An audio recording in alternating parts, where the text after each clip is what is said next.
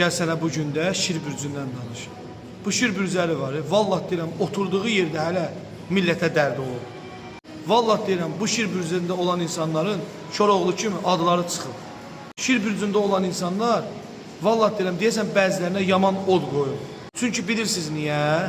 Şir bürclərinin yaltaqlıqla, saxtakarlıqla arası olmadığına görə, birbaşa qarşısındakı insana sözünü dediyinə görə çox insanı yandırır.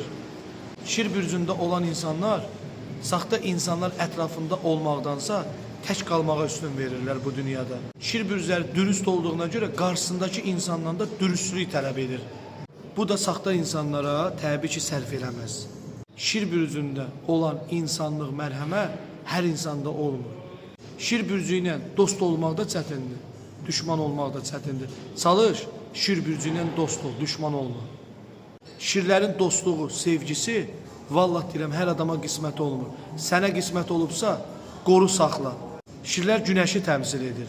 Əgər şir bürcü sənə sahiblənsə, vallah deyirəm, o isti günəşi ilə yollarını işıqlandıracaq. Şir bürcləri Allahın yeganə insanlarıdır. Allah onları bütün bəlalardan, şeytan insanlardan qoruyur. Ziyanın yarısından da qaytarır hər zaman.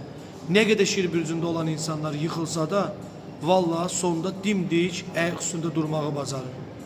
Şir bürcündə olan insanlar mərddir. Vallahi deyirəm. Ürəyi açıqdır, can yandırandır. Amma heyf ki, şir bürclərinin çox insanlar qədrini bilmədi. Gedin şirlərdən halalçılıq alın. Vallahi deyirəm. Çünki əgər bir şir bürcünün sən həqiqətən haqqına girmisənsə, mütləq bəla tapacaqsan. Unutma bu sözümü.